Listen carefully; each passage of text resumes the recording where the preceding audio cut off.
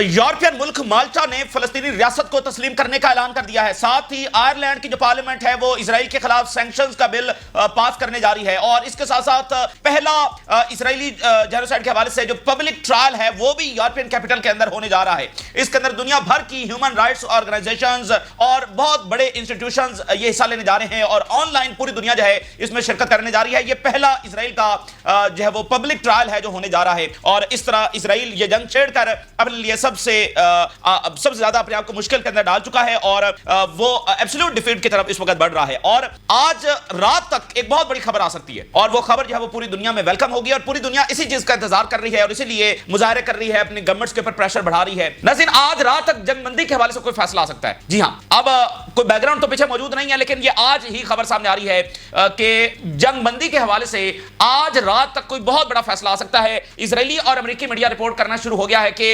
America की जानिब से इंटेंस प्रेशर जो है वो इजराइल के ऊपर डालना शुरू हो गया है और जंगबंदी के हवाले से।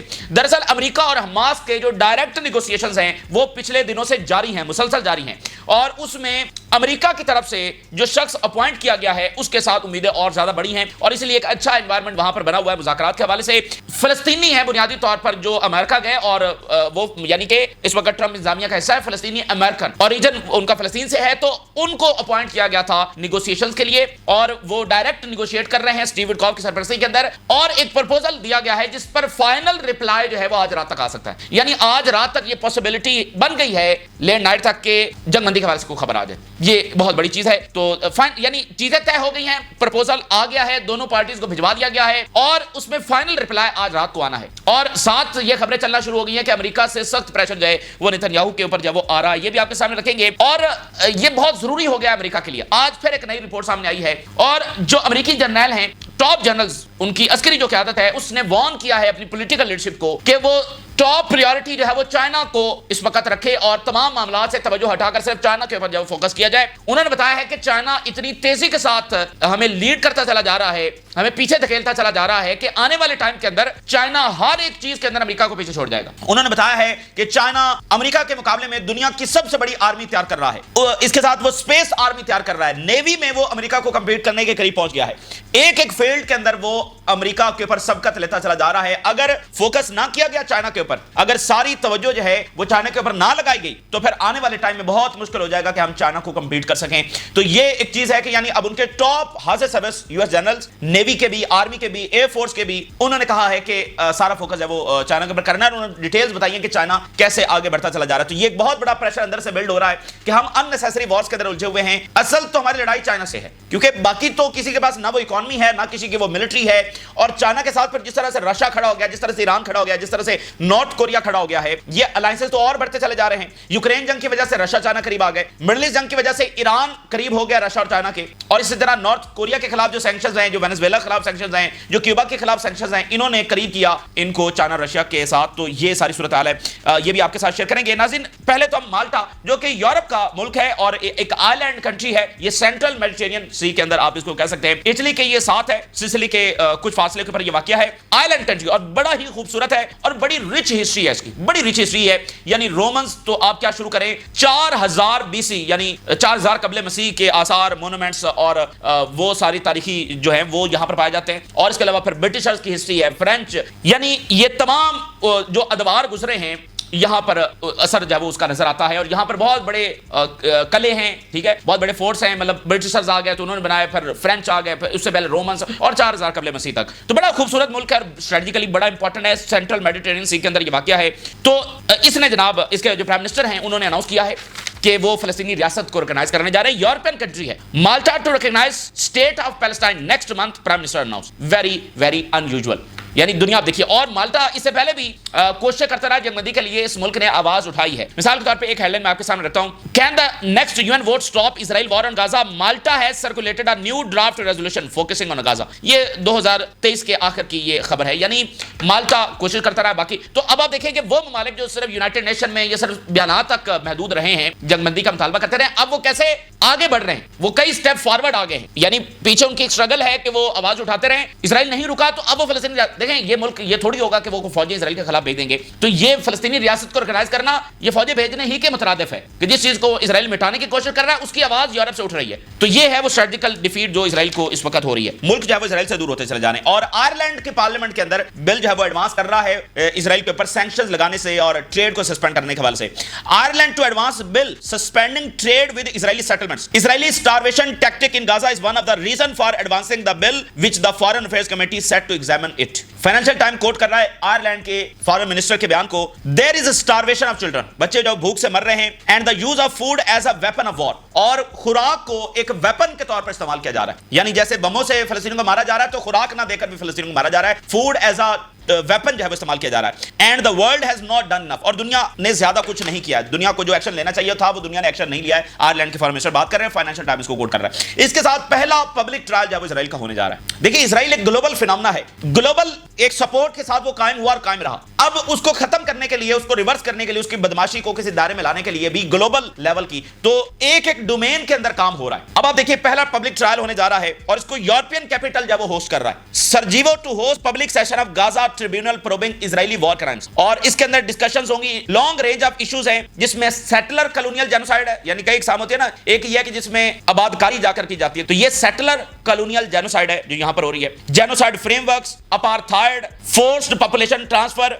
The protection of civilians, shortcoming of the UN system and the criminalisation of protest, यानी वाइड रेंज ऑफ इश्यूज है वो इसके अंदर डिस्कस किए जाएंगे और will hold it's first public session. ये तारीख का पहला पब्लिक सेशन जब होने जा रहा है। Gaza tribunal to probe Israeli genocide war crimes open in Sarajevo. ठीक है, ये सूरत हाल होगी। और यूरोप से नाज़रीन जो रिएक्शन आया वो बड़ा जबरदस्त रिएक्शन था और उसको बहुत अप्रिशिएट किया गया। लेकिन अब चूंकि रिएक्शन आ गया लेकिन जंग नहीं रुकी, तो अब वो क्रिटिसिज्म और बढ़ गया है कि आप जो है वो मुकम्मल एक्शन ले पा रहे हैं, आप जो है वो अभी तक इजराइल को जंग जो है वो नहीं रुकवा पा रहे, जेनोसाइड नहीं रुकवा पा रहे। तो पिछले 24 से 48 घंटों में बड़ी जो यूरोपियन ताकतें हैं, आयरलैंड का तो आ रहा है, स्पेन का आ रहा है, नॉर्वे, और इस वक्त स्पेन के अंदर जो मैं आपको बताऊं कि स्पेन के अंदर 20 मुल्कों के जो रहनुमा हैं वो जमा हुए हैं। सऊदी अरेबिया के फॉरेन मिनिस्टर पहुंचे हैं, दीगर अरब फॉरेन मिनिस्टर वहां पर पहुंचे हैं, स्पेन और नॉर्वे, यानी टोटल 20 मुल्कों के जो सरबराहान है वहां पर जमा हुए हैं। और गजा की जंगबंदी, फलस्तीनी रियासत, यानी आप देखें ना दुनिया किस तरह आगे बढ़कर जो फैसले कर रही है। तो जो बड़ी यूरोपियन ताकतें हैं, बर्तानिया, फ्रांस, जर्मनी और ओवरऑल यूरोपीय यूनियन, उनके ऊपर क्रिटिसिज्म बढ़ गया है कि आप कोई अमली इकदाम क्यों नहीं ले पा रहे हैं और अभी तक जंग रुकवाने में इस वक्त आप फेल हैं, एक भी सैंक्शन अभी तक आपने नहीं लगाई। तो उनका एक रिएक्शन आया, उसको एप्रिशिएट किया गया, लेकिन जब अभी तक जंग नहीं रुकी तो क्रिटिसिज्म और बढ़ गया। और इस वक्त 2000 यूरोपीय यूनियन के जो ऑफिशियल्स हैं, 2000 की हम बात कर रहे हैं, उनका जो यूरोपीय यूनियन का स्टाफ है ब्रसल्स का, उसने फौरी जंगबंदी का मुतालबा किया है। European Union officials slam bloc for taking no action on Gaza. 2000 European Union officials have renewed their condemnations of the European Union response to the Gaza crisis, accusing the bloc of taking little or no meaningful action as the humanitarian situation worsens। कि आपने या तो बहुत थोड़ा action लिया है या no meaningful action लिया है कि जंग नहीं रुका, आप इस जारियत को नहीं रुकवा सके। तो वो अंदर से 2000 ऑफिशियल खड़े हो गए और इसमें सिविल सोसाइटी ग्रुप है और ये represent employees from the European Union commission से, यूरोपियन पार्लियामेंट से एंड वेरियस ईयू एजेंसी से। 2000 ऑफिशियल्स मामूली चीज नहीं है। They argue that European Union institutions have failed to apply their political, diplomatic and economic weight to help ease the humanitarian crisis in Gaza. के ना अपने diplomatic मुकम्मल, ना ही इकोनॉमिकली, ना ही पॉलिटिकली पूरा प्रेशर डाला है। तो अब वक्त आ गया कि ये pressure 2000 officials and enabling what they describe the current full scale invasion of Gaza. और वो कह रहे हैं कि ये जो इजराइल बदमाशी कर रहा है ये आपके इन एक्शन की वजह से इजराइल बदमाशी कर रहा है, क्योंकि इजराइल ये समझता है कि जो उसके खिलाफ नहीं है वो उसके साथ, यानी जो उसके खिलाफ कोई एक्शन नहीं ले रहा, जैसे यूरोपीय यूनियन है, अमेरिका है, बाकी मालिक हैं जो एक्शन ले सकते हैं और एक्शन नहीं ले रहे, तो इजराइल समझता है कि वो हमारे साथ है और उनकी जो स्टेटमेंट्स है वो बस एक अवाम को ठंडा करने के लिए हैं। Delayed EU Israel trade agreement review draws criticism, कि इतनी देरी जो है वो क्यों की जा रही है, ये अंदर से प्रेशर जो बढ़ना शुरू हो गया। और इसके साथ आप देखिए, और आज नाज़रीन बड़ी खबर आ सकती है सीज फायर के हवाले से। स्टीव विटकॉफ जो है वो ट्रंप के जाने के बाद भी तब से लेकर अभी तक मिडिल ईस्ट के अंदर ही मौजूद हैं। सिर्फ वो एक दिन के लिए रोम गए थे जब ईरान के साथ टॉक्स हुई हैं, तो वो मिडिल ईस्ट के अंदर मौजूद हैं और इस वक्त हमास के साथ डायरेक्ट नेगोशिएशन जो वो पिछले कुछ दिनों से जारी है। और हेरड ये रिपोर्ट कर रहा है कि बहुत इंटेंस प्रेशर अमेरिका इजराइल के ऊपर डालना शुरू हो गया है। और आज रात लेट नाइट तक बताया जा रहा है कि फाइनल रिप्लाई आ सकता है जंगबंदी के हवाले से। The United State is exerting intense pressure on Israel to end the war in Gaza. बर्तानिया के जो फॉरेन सेक्रेटरी हैं उन्होंने इस बात को कंफर्म किया था कि जो ट्रंप इंतजामिया है वो फ्रस्ट्रेटेड है इजराइल के साथ। और ये खबर देखें, जो हमास ने रिहा किया था अलेक्जेंडर को, गारंटी देकर उनको गारंटी दी गई थी कि मुकम्मल सीजफायर होगा, जो कि नहीं हुआ। तो वो गारंटी तो देखे ना, इस तरह तो दुनिया के मामला नहीं चलते। आगे चल मैं आपको बता दूं कि चाइना कैसे लीड कर रहा है। चाइना ने फलस्तीनी लीडरशिप को वहां पर बुला लिया, तो वो गारंटी। और यहां पर क्या है कि फलस्तीनी अमेरिकन हैं जो लीड कर रहे हैं मुज़ाकरात को, और उनकी वजह से एक एतमाद की फिजा भी वहां पर बनी हुई है। और वो पहली बार अपॉइंट किए गए हैं और डायरेक्ट वो हमास की लीडरशिप के साथ इस वक्त टॉक्स कर रहे हैं। और इस वक्त खबर ये आ रही है कि जो नया जंगबंदी का प्रपोजल आया है उसके काफी चांसेस हैं ये मुकम्मल जंगबंदी होगी, लेकिन उससे पहले ये 60 दिनों की जंगबंदी होगी। 60 दिनों के अंदर कैदियों का तबादला होगा और उस दरमियान टॉक्स जारी रहेंगी गजा की रिकंस्ट्रक्शन के हवाले से, एंडिंग द वॉर के हवाले से, लेकिन ये गारंटी होगी कि दोबारा जंग नहीं छिड़ेगी। तो ये जंगबंदी की तरह मामला जा सकता है। इसके ऊपर फाइनल रिप्लाई, यानी ये प्रपोजल आज पेश नहीं होने जा रहा है, ये पेश किया जा चुका है। इसके ऊपर फाइनल रिप्लाई आज रात को आना है। Hamas Israel reviewing 60 day truce proposal exclusive. और कुछ वेरी इंटरेस्टिंग इसमें शरात रखी गई है। इसके अंदर यह होगा कि commitment to halt the use, development and smuggling of weapons. Hamas जो है वो ना ही वेपन को यूज करेगी, ना ही सुरंगों के अंदर नए वेपन डेवलप करेगी और ना ही स्मगल करेगी। इसका मतलब यह है कि अभी भी हमास की सप्लाई कहीं से आ रही है, जो ये शर्त रख रहे हैं कि स्मगल नहीं होंगे, तो इसका मतलब कहीं से तो आ रहे हैं। इसके अलावा डे आफ्टर डिस्कस होगा ड्यूरिंग द टॉक्स, यानी गजा के ऊपर गवर्नमेंट किसकी होगी, टेक्नोक्रेटिक गवर्नमेंट सेटअप एक लाया जाएगा, गजा को रीबिल्ड किया जाएगा, लॉन्ग टर्म जो है वो सीजफायर की तरफ बढ़ा जाएगा, और हमास कोई अटैक लॉन्च नहीं करेगी, इधर से इजराइल कोई अटैक लॉन्च नहीं करेगा। And the mediating team led by doctor Bahbah, जो कि पैलेस्टीनियन अमेरिकन हैं, and Steve Witkoff is currently awaiting final response from the parties involved. A response from Washington is expected later today and is likely to be positive according to the Palestinian sources.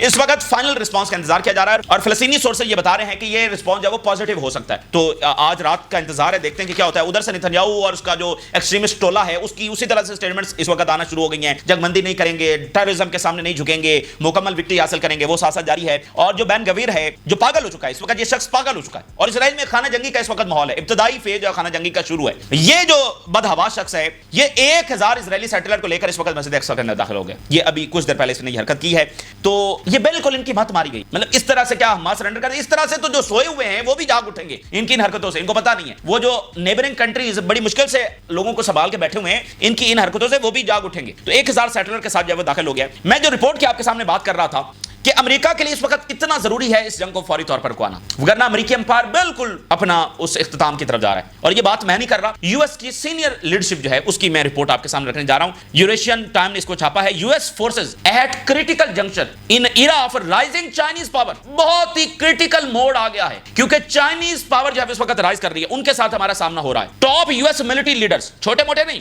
Top military leaders warn of trailing China without rapid adaptation across space, sea, air and Arctic in involving strategic competition. China rise कर रहा है, lead कर रहा है, कहां पर? Space में भी, सी में भी, एयर के अंदर भी, और आर्कटिक, जिसके बारे में हम आपको कई बार बता चुके हैं कि अगली जो जंग होनी है वो आर्कटिक के ऊपर होनी है, क्योंकि जंगें होती हैं रिसोर्सेज के ऊपर, और इस वक्त जो सबसे बड़े रिसोर्सेज हैं वो आर्कटिक है, जहां से बर्फ पिघल रही है, जहां तक आज तक इंसान ने एक्सप्लोर ही नहीं किया कि वहां पर पड़ा क्या हुआ है। वहां पर रेयर अर्थ मिनरल्स, वहां पर जो वो नेचुरल गैस, वहां पर ऑयल, पता नहीं कौन कौन से खजाने जो वहां पर कुदरत ने छुपा कर रखे हैं, जहां से बर्फ पिघल रही है। असल लड़ाई अब वहां पर होने जा रही है और चाइना वो कह रहे हैं कि वहां पर अपनी प्रेजेंस बढ़ाता चला जा रहा है। They risk falling behind in era of strategic competition particularly against China. हम एक ऐसे इरा के अंदर है जिसमें जंग चल रही है, इक्तदार की जंग है, और हम पीछे रह जाएंगे। खासकर हमारी जो लड़ाई है चाइना से, उसमें हम पीछे रह जाएंगे, ये यूएस मिलिट्री लीडरशिप कह रही है। की फोकस है वो हमारा होना चाहिए People Liberation Army of China which has been advancing in sophisticated and at large scale. Chinese army जो बड़ी सोफिस्टिकेशन के साथ इस वक्त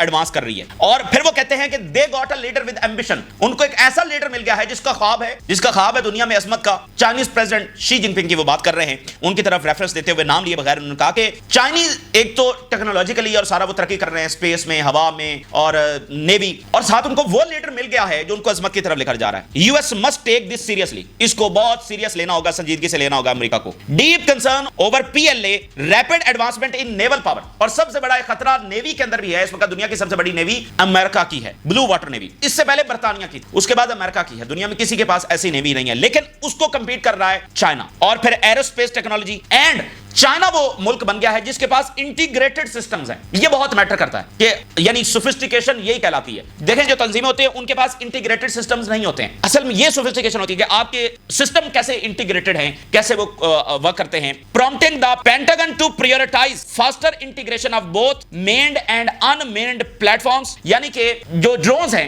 उनको और जो खुद मैनुअली ऑपरेट किए जाते सिस्टम हैं उनको इंटीग्रेट करने की जरूरत। चाइना वो कर चुका है कि वो ड्रोन्स जो अनमेन्ड है और दूसरा जो मैनुअल है उसको इंटीग्रेट करना पेंटागन के लिए वो कह रहे हैं इस वक्त टॉप प्रायोरिटी होनी चाहिए। चाइना वो ऑलरेडी कर चुका है। To sustain deterrence and preserve strategic superiority, अपनी सुपीरियरिटी बरकरार रखने के लिए ये काम हमें फिलफॉर करने होंगे। US alarmed by Chinese navy's advancement, अमेरिका इस वक्त सख्ते में है कि जो एडवांसमेंट चाइना कर रहा है। Its leaders are deeply concerned by China's overwhelming ship building capacity, इस वक्त चाइना जो है वो अमेरिका की शिप बिल्डिंग कैपेसिटी से आगे निकल चुका है और इसलिए ट्रंप ने एग्जीक्यूटिव ऑर्डर पास किया है कि अब वो शिप बिल्डिंग कैपेसिटी को बढ़ाएगा। ये बर्तानिया के पास पहले थी, उसके बाद अमेरिका ने हासिल की और अमेरिका से अब चाइना शिप बिल्डिंग कैपेसिटी में आगे जा चुका है। I have no doubt about our ships और how we train and use them but quantity that's a concern. वो कह रहा है कि हमें अब जो हमने हमारे जंगी बेड़े हमें उसके ऊपर भरोसा है, हमने वो बनाए हैं, हम उनको कैसे यूज करते हैं वो रिलायबल है, लेकिन क्वांटिटी ये कंसर्न है कि हमारे पास 10 हैं तो चाइना 20 लेकर आ जाएगा। ठीक है, यानी हमारे सोफिस्टिकेटेड हैं, रिलायबल हैं, लेकिन चाइना की शिप बिल्डिंग कैपेसिटी हमसे बढ़ चुकी है और क्वांटिटी हमारे लिए कंसर्न है। And US is lagging, America पीछे जाता चला जा रहा है in every ship building class, in every ship building class के अंदर अमेरिका पीछे जाता चला जा रहा है। ये आज अमेरिकी असली लीडरशिप की रिपोर्ट हम आपके सामने रख रहे हैं। तो ये इस वक्त प्रेशर है। देखिए उनकी लड़ाई हमास से तो नहीं है, मतलब हूतीस के साथ वो लड़ेंगे, हिजबुल्लाह के साथ लड़ना है उनको जाकर, उनकी लड़ाई तो उनके बराबर की आर्मी इकोनॉमी वो तो चाइना है। भाई हमास कौन सी टेक्नोलॉजी बना रही है जो वो दुनिया को जाकर लीड कर लेगी या हूतीस? ये तो अमेरिका की एक इंतहाई मिसकैलकुलेशन थी और अमेरिकी नायब सदर चीख कर कह रहा है कि हम रेड सी में क्या लेने जा रहे हैं। तो ये तो एक एरोगेंस थी और मिसकैलकुलेशन थी कि वो हूतीस के साथ भिड़ गए और हार गए, हूती से भी हार गए। तो उनको फोकस करना है चाइना के ऊपर और ये एक तहरीक है जो